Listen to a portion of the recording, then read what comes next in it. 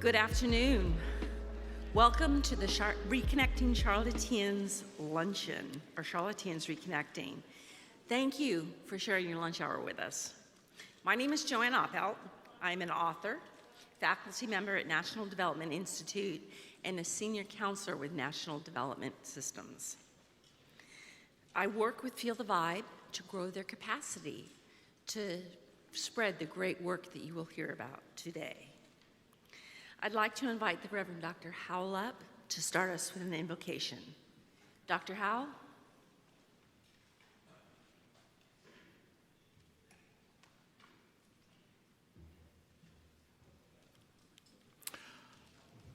Greetings, friends. My name is James Howell. I'm one of the pastors on staff of this church. Welcome. We are honored to host you here. And if you need anything, reach out to me. I have some other staff members and members who are here. We'll try to be as helpful to you as you can. But you honor us by being here, so thank you so much. I was asked to give the invocation, so let me ask all of us, as we are able and inclined, to bow our heads in prayer. Gracious God, there's so much to be grateful for. And sometimes we can be grateful for the wrong things. We get grateful for things and the world's measure of things. But we know that our deepest gratitude is for just the gift of life, for beauty, for wonder, for the breath that we just took. We thank you for relationship. We thank you for wiring us in a way that we are meant to be in relationship, that's the only way that we thrive. We live in a culture that is so divided, so thinking it's all about being right or finding faults with the other. We thank you that you made us to be very different, to mirror your love and your image to other people. And as we do that, to see it in ourselves. And as we do that, as we share that love, compassion, curiosity, and humility, it builds some strength, some resilience in each one of us. It's why you put us here. It's the true joy in our lives. For that, we give you thanks. We also thank you for this food. We ask that you use it to strengthen us, that we may love faithfully and reach out energetically and be your people in the world. For all of these things, we give you thanks and offer our very selves to you now. Amen.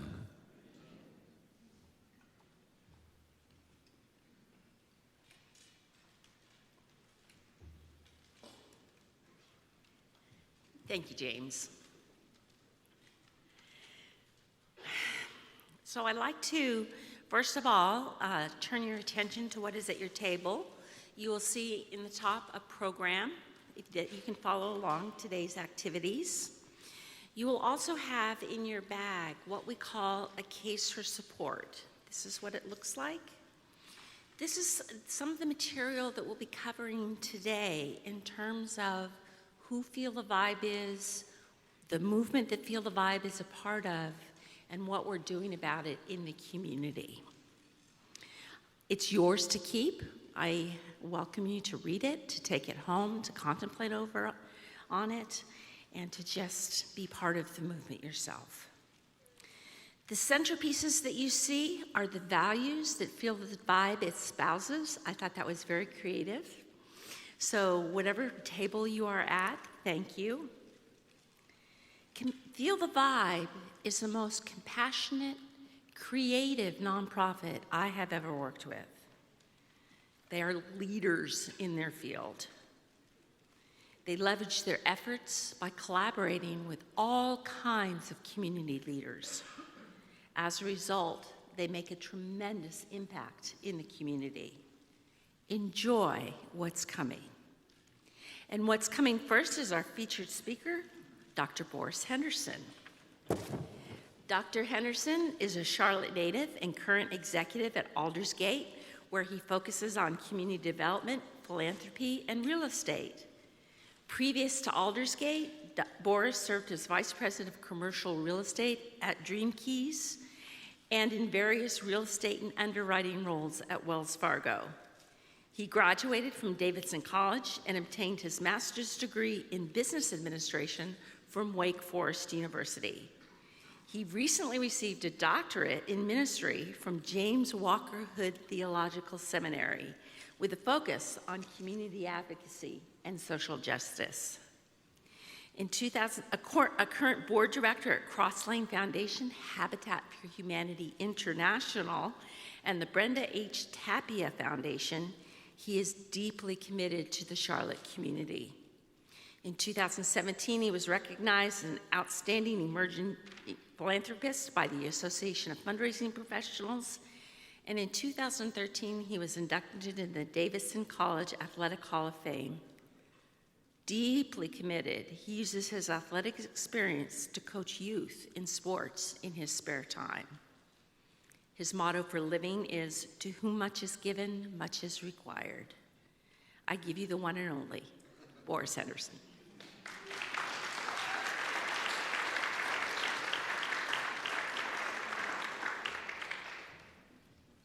Thank you. The check is in the mail. I wasn't nervous, but Dr. Howell walked up to me. He said, are you nervous? I said, am I supposed to be nervous? But I do want to make, and we're, have allotted time, but I do want to take a moment to recognize someone I bumped into. Today is about reconnecting, and as I was in the food line, I looked up and saw Dr. Harver. He ran a program at UNC Charlotte called Project Promise. When I was a student at Garinger High School, I was in that program, and it made such a tremendous difference in my life and in others who were in that program, several of which have become medical doctors. Today is his birthday. So Dr. Harver, can you raise your hand?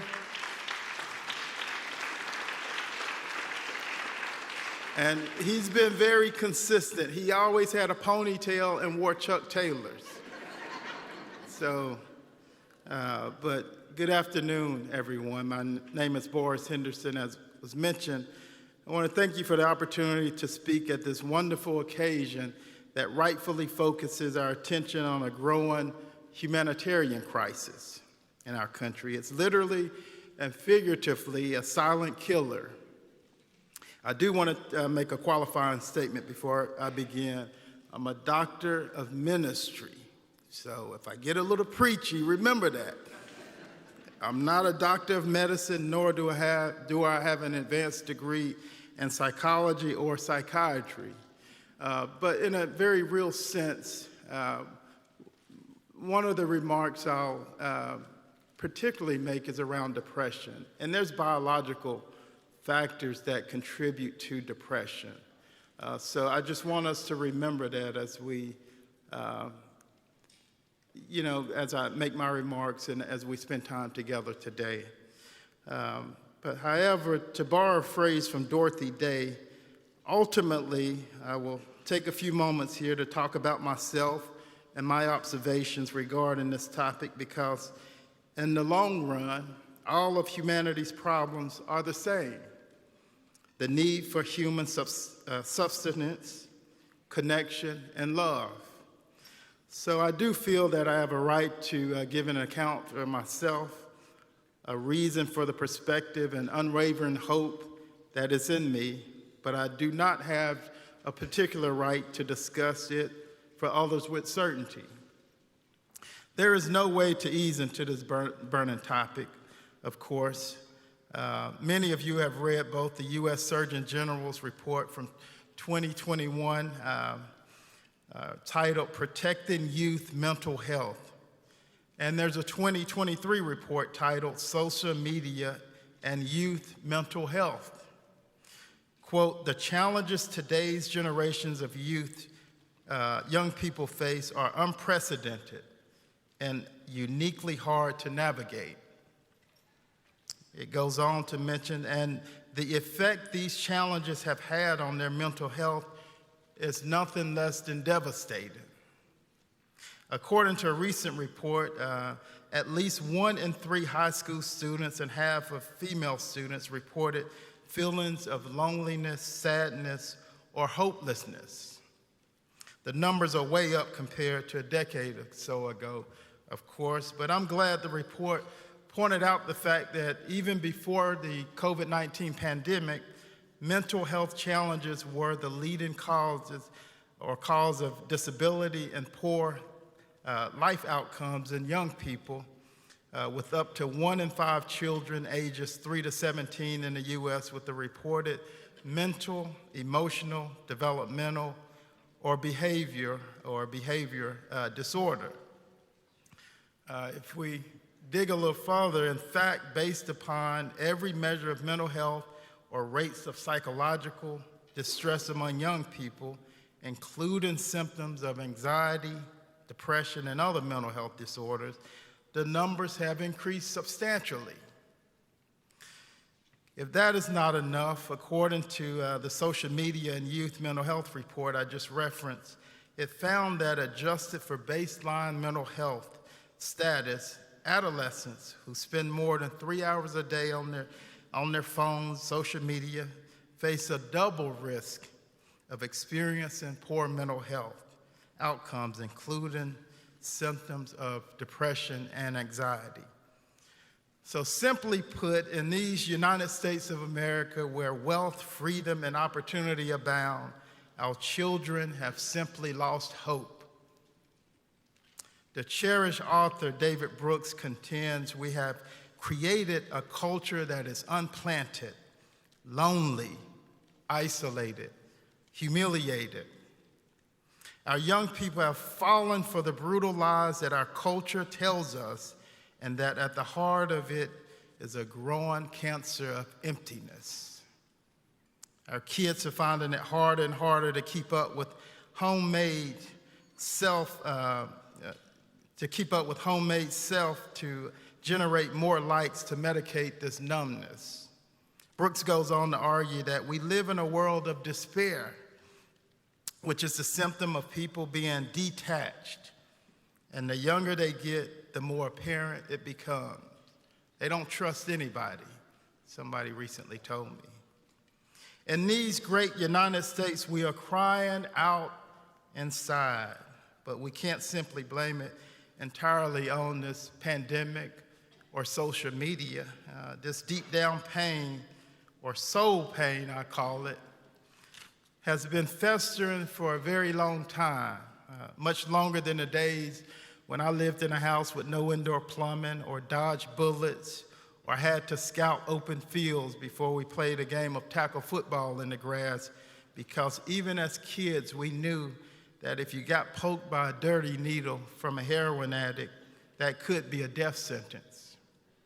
So as a young boy, I too felt the sting of depression and anxiety, which surfaced as chronic low self-esteem, self-doubt, bad grades, and you just didn't give a damn at times.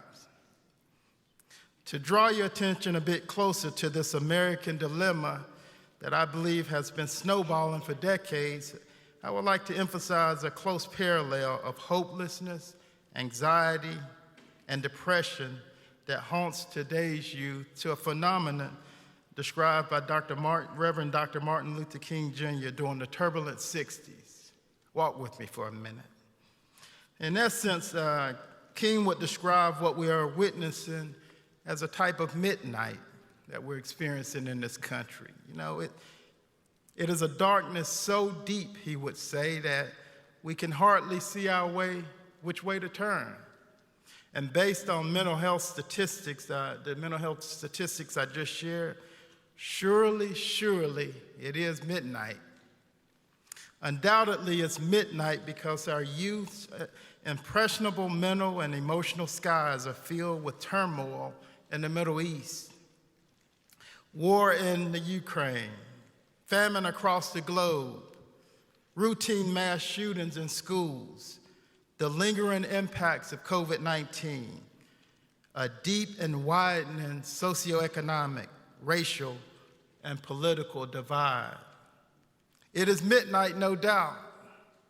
So in speaking about the negative impacts that this country was having on our youth during the 60s, quote, King argued, the inward realities of our youth are rooted in a country in a world that breeds hopelessness.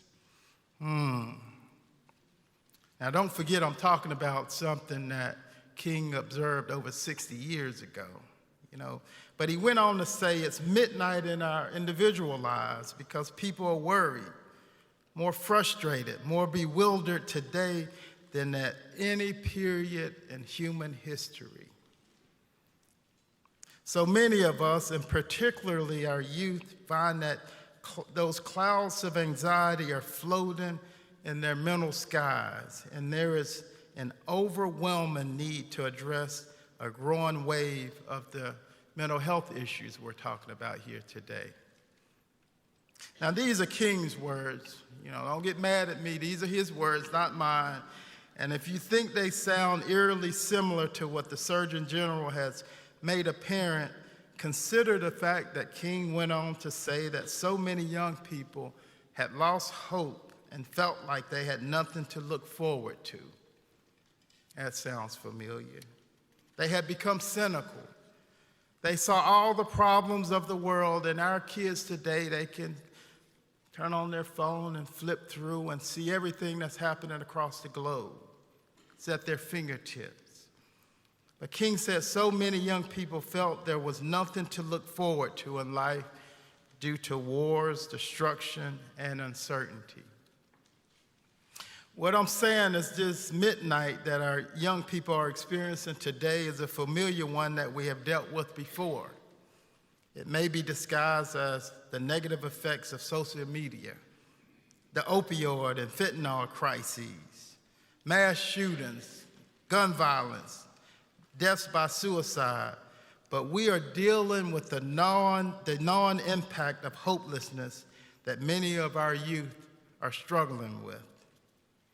And in the very midst of it, they are crying out for a redeeming hope that is also deeply woven into who we are as Americans. Americans, we're always hopeful. But I didn't come here to simply tell you a story that history repeats itself. And in the words of Oprah, there's something major happening, and it is destroying us. We know that. I believe Thomas Keaton is right in proclaiming that as human beings, regardless of our age, socioeconomic status, race, and sexual orientation, we have the capacity for an unlimited happiness, for the enjoyment of all truth and love without end. And to take a moment to write about myself, as I said I would at the beginning, and because as I mentioned, in the long run, all of our problems as human beings have common ground. I've learned that the antidote to hopelessness, loneliness, social isolation, debilitating anxiety, and some form of depression is through the divine power of authentic relationships, community, and deeply connecting to others. Now, I'm not going to break out in a sermon, but I did want to underline there's a divine power in it. But again, David Brooks beautifully states it is this way when we are broken open in the valley, deeply connecting to others is our way out. We fall fully in the present moment. We truly listen without judgment. We may laugh, we may cry, but ultimately we may experience moments of radiating joy that finally breaks the midnight hour. For me, it was the kindness of strangers who built the Habitat House my family and I moved into shortly after my 11th birthday. The volunteers who built our house never asked for a dime for the bumps and bruises endured to give hope to complete strangers. As a kid, that amazing act of grace and kindness transformed my dark skies of hopelessness into an unrelenting faithfulness and a bright, bright future, despite the dark clouds of low self-esteem, anxiety, and shame that were strongholds during much of my childhood. So the question really is, what will we do to give our young people hope for a better tomorrow? Will you spend uninterrupted time with the teenager to profoundly understand why he or she is worried about climate change that may be to the point where it may be hard for them to concentrate in school? Will you sit quietly on a bench during practice as one of your players seemingly sobbed because he missed an open layup? But the underlying issue is his suffocating anxiety triggered by memories of his father being gunned down in the open street. Will you love your son or daughter unconditionally, which may lessen the need for constant validation or an incessant need to prove the world that he or she is worthy? What will you do?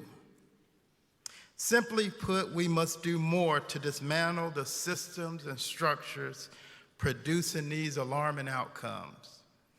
Who will rise up to get into some good trouble for the sake of our young people?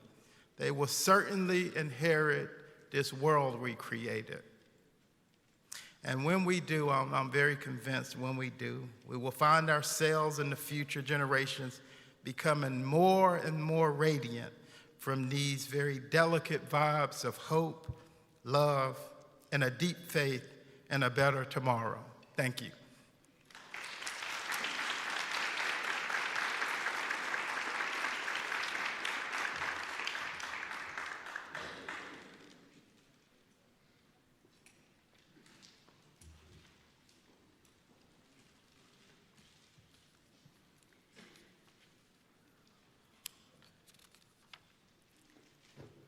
Thank you, Boris. That was inspiring. Next, I'd like to introduce former Commissioner Norman Mitchell. Most recently, Commissioner Mitchell served on the North Carolina Alcoholic Beverage Control Commission for 5.5 years until November of 2023. For 6.5 years previous to that, he worked as a consultant at Siemens. Before then, he served as Mecklenburg County Commissioner for 10 years. I welcome Commissioner Mitchell.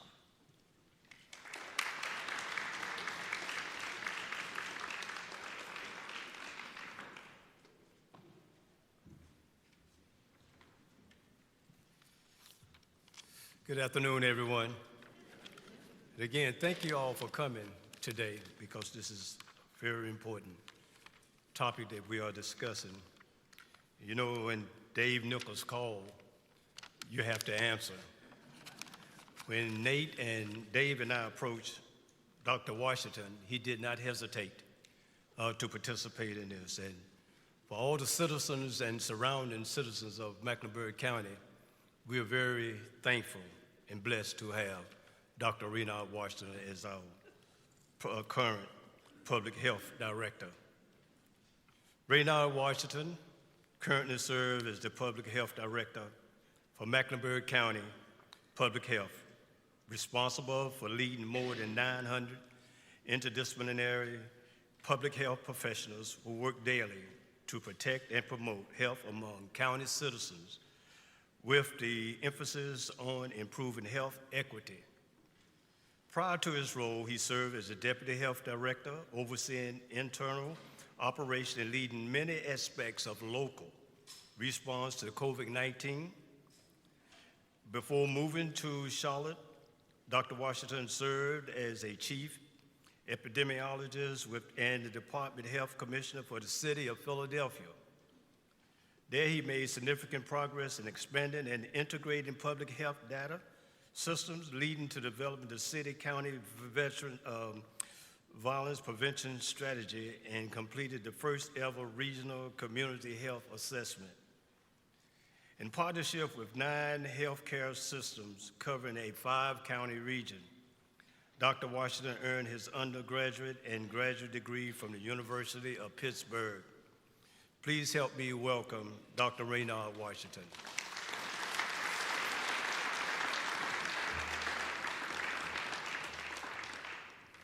Good afternoon. I'm not going to be here very long. I don't know why they put me up after a preacher, but here we are nonetheless.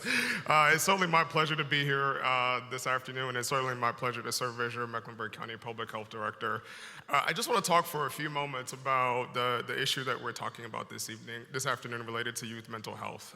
It is a critical issue that, as you've already heard from Dr. Boris, is facing not just this country, but it is happening right here in Mecklenburg County.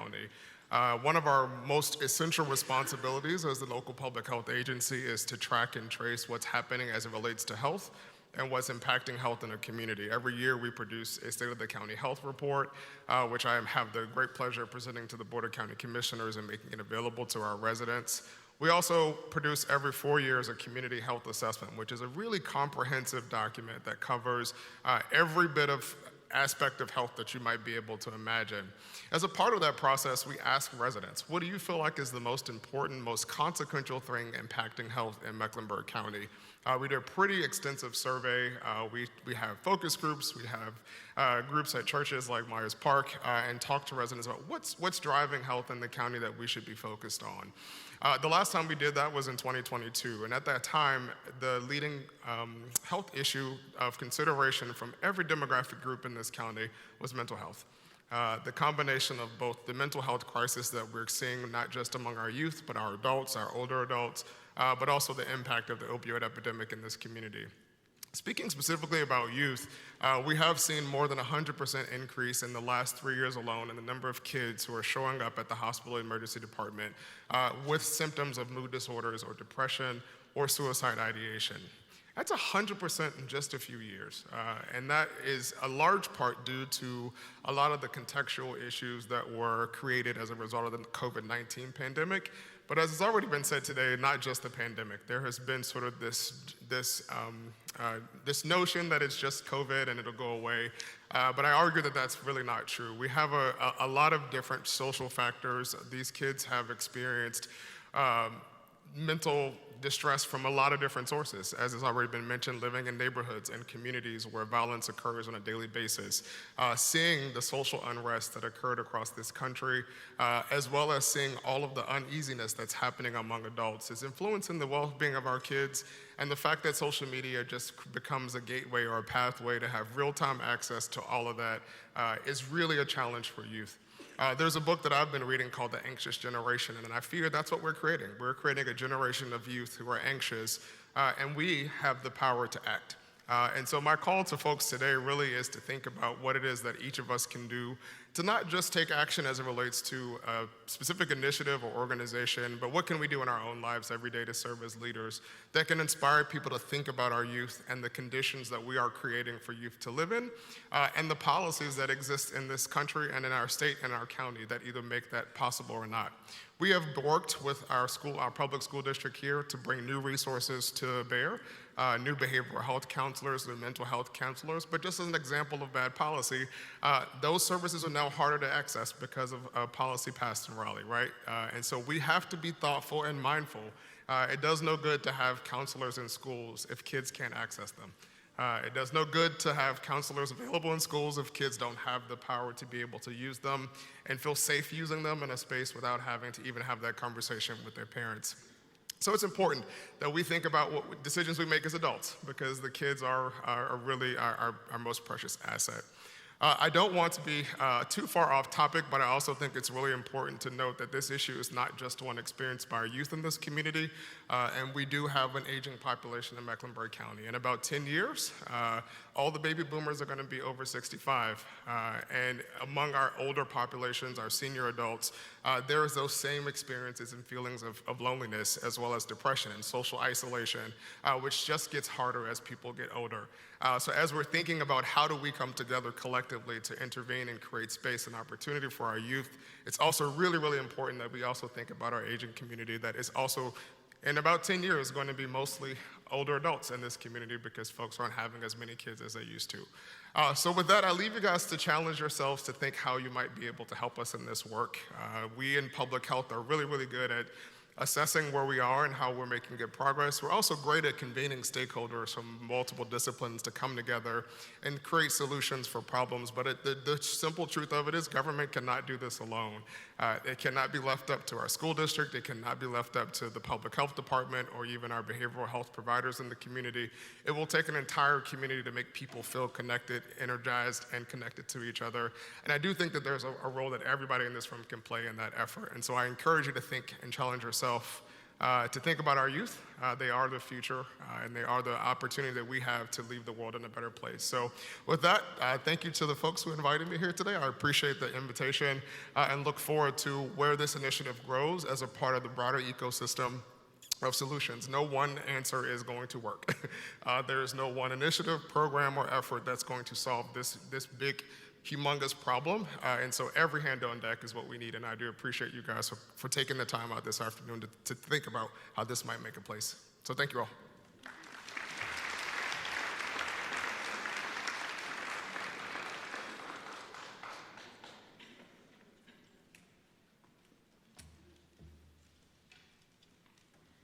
Thank you, Dr. Washington.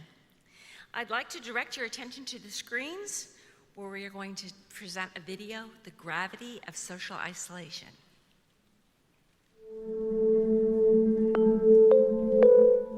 A recent survey found roughly a quarter of people in the world say they're feeling lonely, even when surrounded by other people. Loneliness is a state of feeling you're at the edge of society, unable to easily talk or relate to others. And it can have huge implications. Do you ever feel lonely? Yeah, I do sometimes. It's not an everyday thing, but like when it does happen, it's kind of like heavy.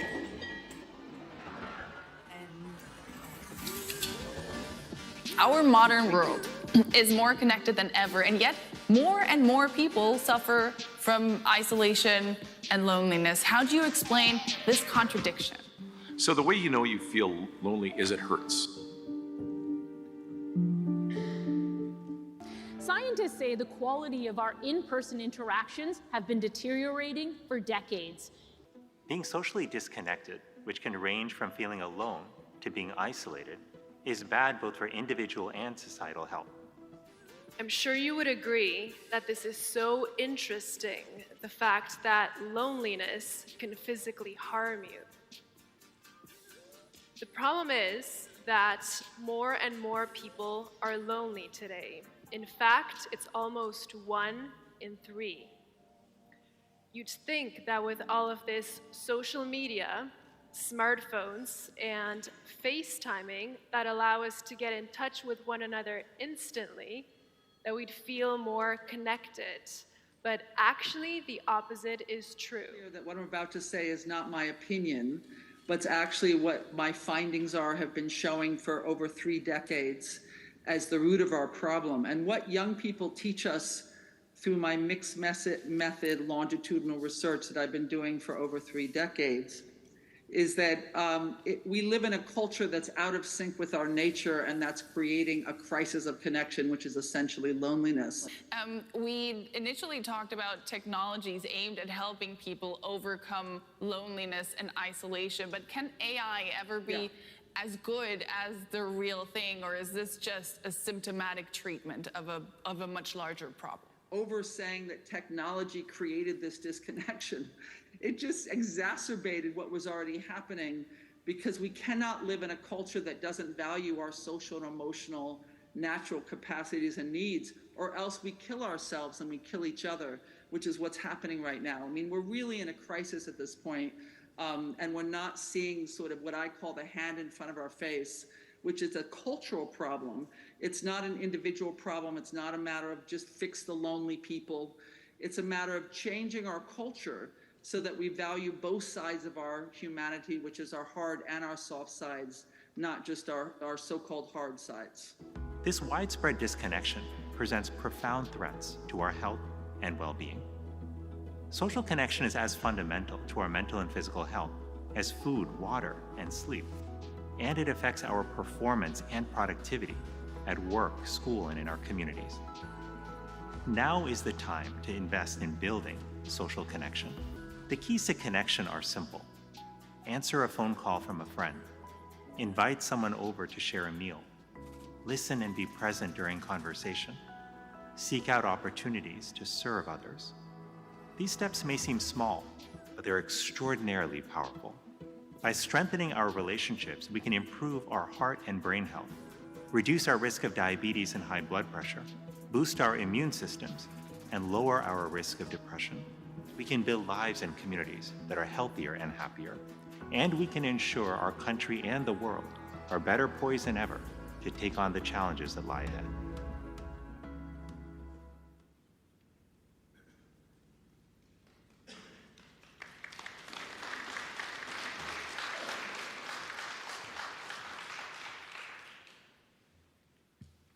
Hello. I'm Christine Stone, Feel the Vibe's Operations Advisor. I've been with Feel the Vibe for about 3 months. I came to Feel the Vibe because I wanted to contribute to society beyond myself and my financial needs. I wanted to strike a balance between job, family, and community. I was personally acutely aware of how isolation was negatively impacting myself and other people's emotional health, as the use of social media and technology did not create the meaningful connections realized through real-world interactions. As I get to know the organization, 2 things have impressed me most. The first being the individual commitment demonstrated by each team member. The team has been creating relationships and cultivating our mission into being for years, with minimal resources and support. Secondly, the team exemplifies the very essence of feeling the vibe. Just talk to Nate to understand that. This is done through their interactions, active listening, in service to the Charlotte community. Feel the Vibe truly cares about building connections and transforming people's emotional health for the better through activities like the recent intergenerational trail cleanup event. Since my arrival, the team has accelerated strategic planning and partnership creation with entities like Queen's University and engaged innovative experts in resilience and coach training, as well as other nonprofits seeking a technological and innovative support approach to resilience and innate wellness, such as our relationship with Practice of Peace in the Bronx. Most notably, Feel the Vibe has begun building out its coach training program. We have developed multiple training modules to include Introduction to Feel the Vibe, understanding the 18 to 30 demographic, building cultural competency and sensitivity, and leveraging the Feel the Vibe WAP, as well as others. Our training is designed to help young people find actionable steps to navigate personal, academic, and career-related challenges. Together, I think we can make a world of difference for these young people, and I look forward to our future. Thank you very much.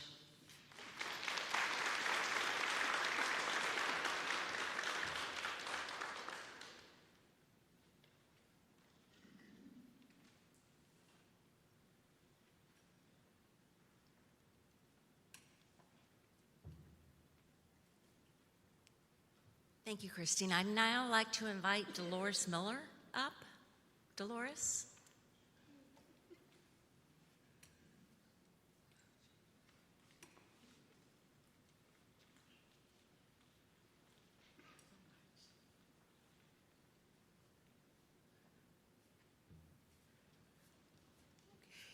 Hello. Yeah, it was kind of quiet in here.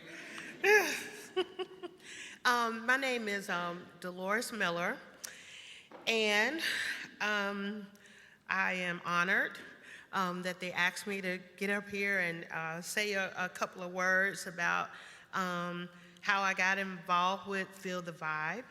And I'm just very honored, and I thank God today for being able to stand up here and the opportunity and talk about just something that I do know about. And I'm so grateful to Mr. Nichols and Mrs. Nichols for helping me get to this part right here in my life.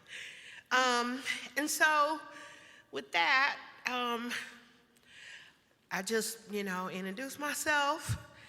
My name is Dolores Miller, and what I want to say is that I was a single parent, and in a really kind of rough neighborhood here in Charlotte. It's not so bad now. And I raised my two sons in the community, low-income community. My grandmother, when she passed away in 1987, she left me the house in the community, and so that's how I started living there. I remember working 2 jobs to support my children. Especially, it wasn't always easy trying to raise the sons by yourself, being a woman. And so I would tell them, I can't tell you how to be a man, but I can teach you how to be a good person. And that was not easy. Them walking all the different illegal activities that went on in the communities, and then, the peer pressure. All I could do was just really show them love. We had shootings, and we had all kind of issues and stuff going on, and I remember, telling them to stop, drop, and roll when we heard gunshots. That's the best that, we could do, but I thank God that we never did get hurt. And so I tried to just teach them to be positive. And I always encourage them to tell them that you can be somebody. You're going to be somebody. Each and every day, just being positive, and keeping them encouraged. I know it seems hard, Sometimes we didn't know where we were going to get a meal from day to day. They might not have been able to go out to school with any Jordans or whatever everybody else was wearing. But I just kept them encouraged and said, I love you. I want you to go do your best. And so in the midst of all that, I started getting involved in my community. Mr. Nichols approached my door, maybe for the 100th time, and said, could you please, would you like to be involved, and, and this, that, and I was like, I'm kind of busy, I don't know how, I have time to do anything, but that had to be the most rewarding thing that I ever done in my life, was start getting involved. If you want to change something, then you need to get involved, right? So that helped so much. And so once I got involved, and then they brought the 3 principals into the neighborhood, and we would attend the workshops, and they were mostly talking about the way we think, the way a person thinks helps, okay? And so if you have positive thoughts, then you could live positive. And then as they talk more about it, and the people in the community got it in their heads that they were somebody, so then you want to live better, even if it's picking up the trash off your front lawn, or trying to put some flowers out, or create a garden. And so we all start thinking more positive, and then our kids too think more positive. And so they didn't have to go through the depression or the wanting to commit suicide, because in their head, they kept hearing positive messages from this here spiritual principles. Lord, I'm calling them spiritual principles because technically that's the way I feel that they are. And so all these workshops helped a lot, and so on the end tip of that, my son, my oldest son is 35. He's married. He has me one 9-year-old granddaughter, which I love to death, and he is married, and he lives in Gastonia. He worked for the United States Post Office. He went to John C. Smith, and then my youngest son, he is 30 years old now, and he works for a fancy restaurant in the city of Charlotte, and he loves his job. And he also helped me take care of my father, who's in hospice at the house. So what 30-year-old that's doing that? So it had to come from all the positive thoughts that they had when they were young, and the positivity coming from the 3 principles. And so I am just so grateful. I'm so grateful for that. I'm grateful for this opportunity again to be able to stand up here on today, and I'm just grateful, and this has just been so awesome.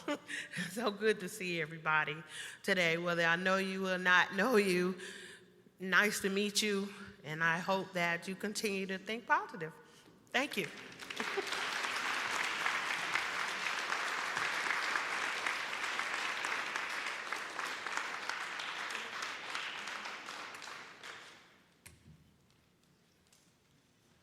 Thank you, Dolores. It's amazing to see what connections can do, what community connections can do within a family's life. I now want to introduce you to our one and only Nate Moore. Nate?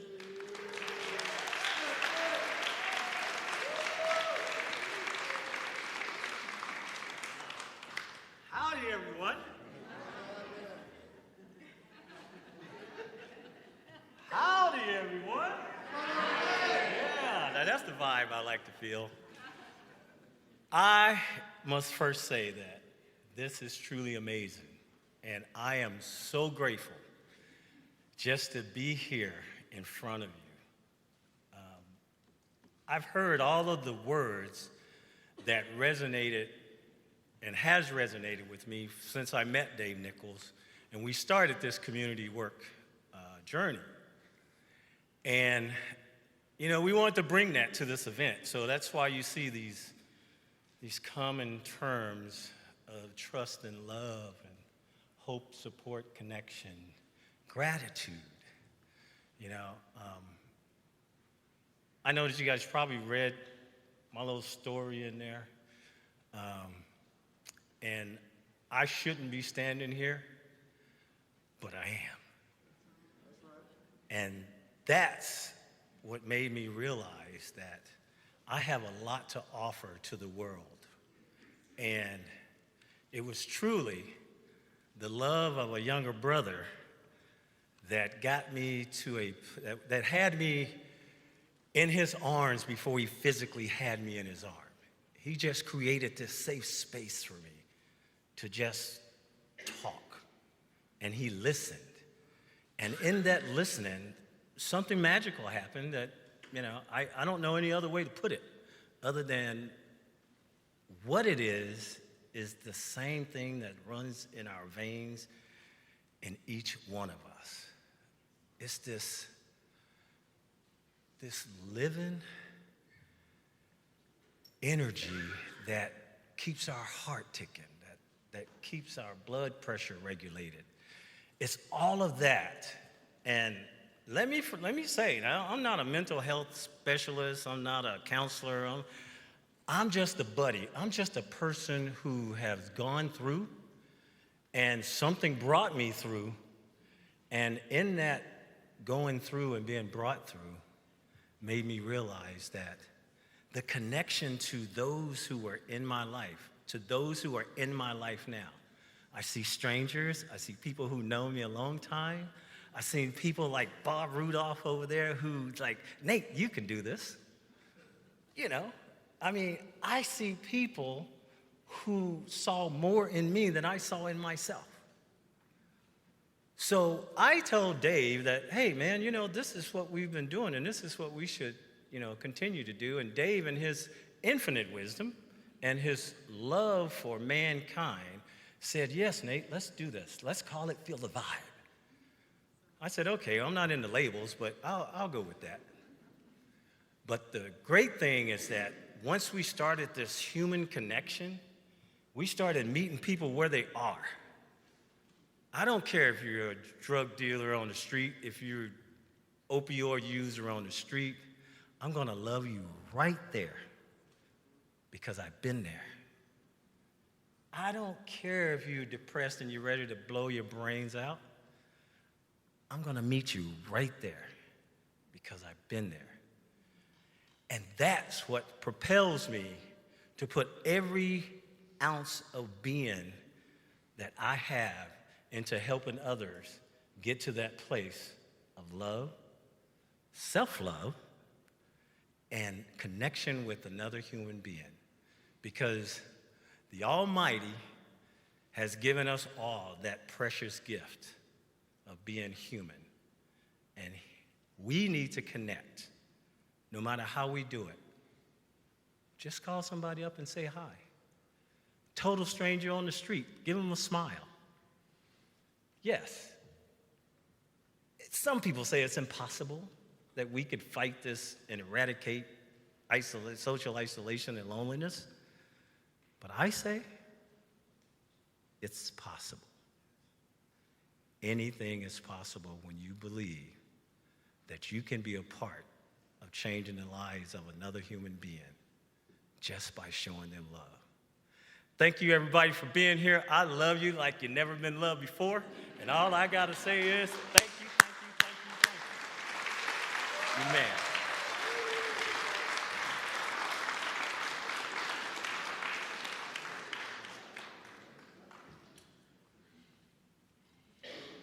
Thank you, Nate.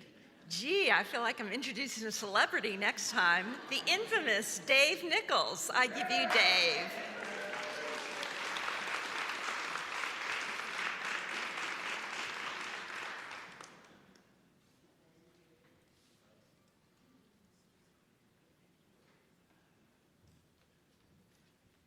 Well, there you have it. You've spent about 50 minutes listening to all of the folks that have spoken and testified about their lives, what has changed. You've heard that we're all connected until we're not. You've heard how destructive disconnection is, physically, mentally, and spiritually. And you've even heard of reconnection and the impact that it can make. Where does hearing all of this take us? Where do we go from here?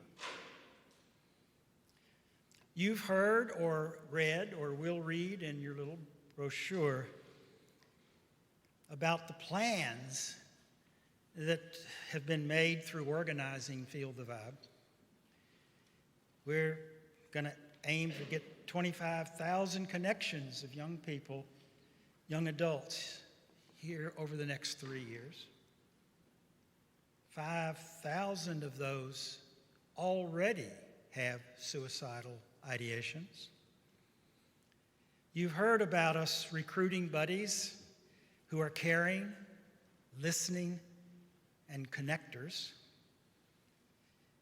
And you've heard about the fact that through the internet, we can excite millions of people and recruit millions of dollars to do this work. We will be utilizing technology to connect incalculable numbers of people worldwide. But we're starting here. But where are we going?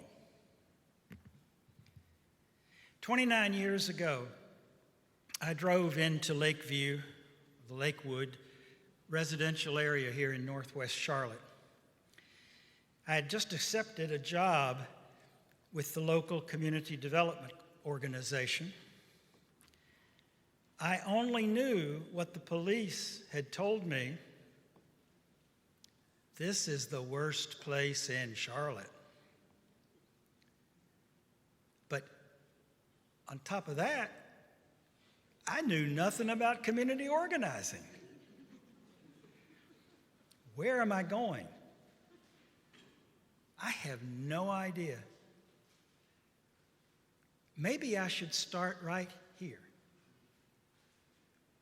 The here that I was standing beside was once a park that was desolate and abandoned for 6 years after Hugo. Knowing no one, not knowing which way or to whom to turn, I simply started cutting saplings and brush. After a while, several children stood on the sidewalk and started staring at me, looking at my work, and eventually one of those kids asked me, "What are you doing?" I confessed, I thought it might be a nice idea to have a park again. The response that I got changed my life forever. Can I help? That started my community connection. 29 years later, Dolores, as she has testified, she is a lifelong resident. That community is now vibrant, supporting a resident-driven organization, honoring the resiliency and responding to the desires of the people living there. I could never have imagined where that question would lead.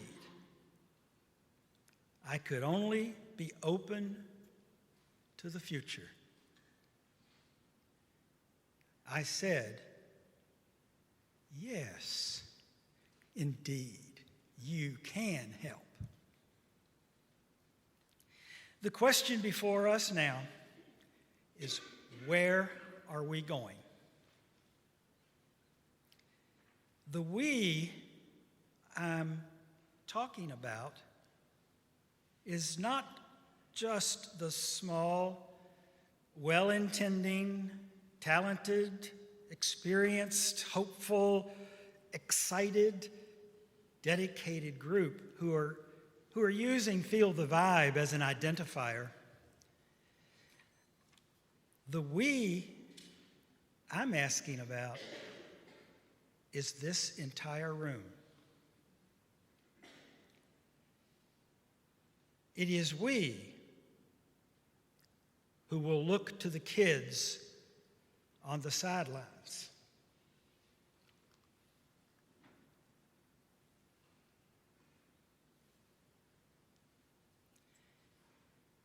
It is we who will place our hand on the shoulder.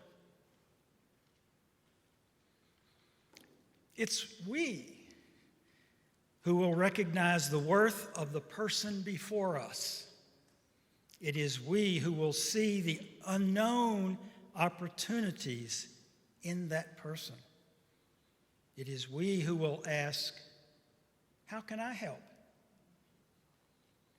And it's we who will respond, yes, yes indeed, you can help.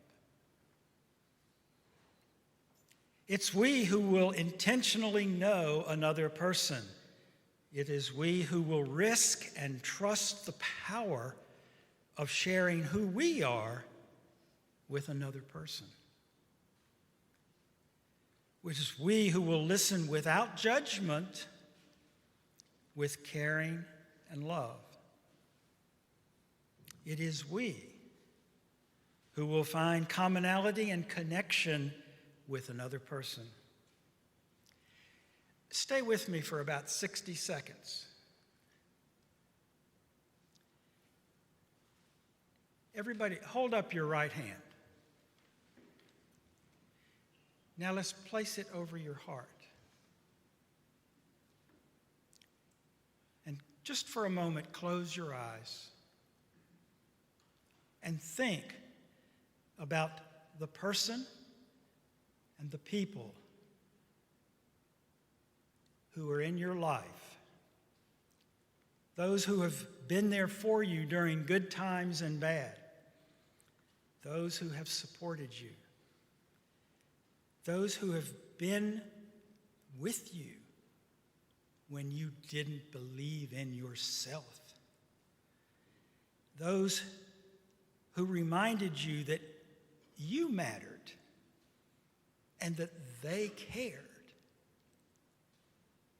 Feel their warmth and the love flowing through you, filling your heart, filling you with peace. Now open your eyes. What you felt was the power of human connection. What you felt was the power of love. What you felt was the vibe.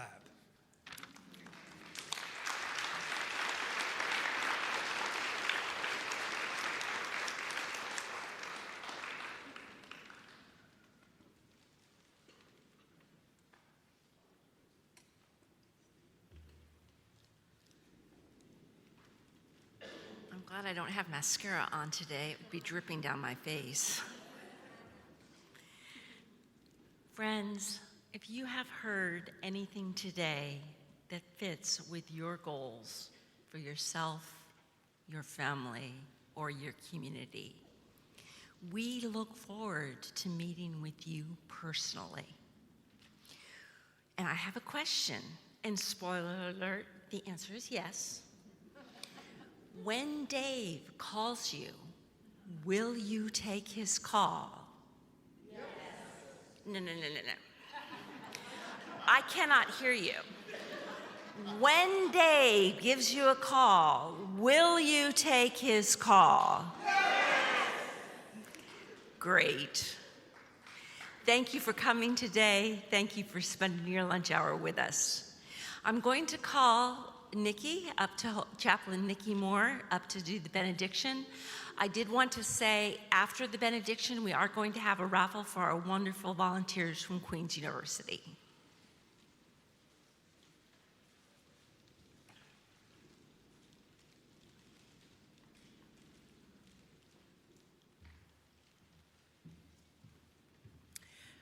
Good afternoon. You have heard so many great words today.